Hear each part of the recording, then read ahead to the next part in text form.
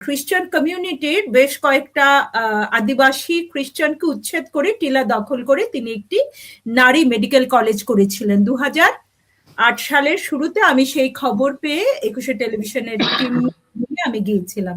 তখন তার ইন্টারভিউ যখন করেছিলাম আমি, ভয়ঙ্কর অবস্থা। তাকে একটা বিশেষ পদ দেয়া হয়েছিল সিলেটের দায়িত্বে, কারণ 71-এও তার ভূমিকা যা পাকিস্তান চেয়েছে সেটা করেছে, এখনো সে নিবেদিত হয়ে তা করছে।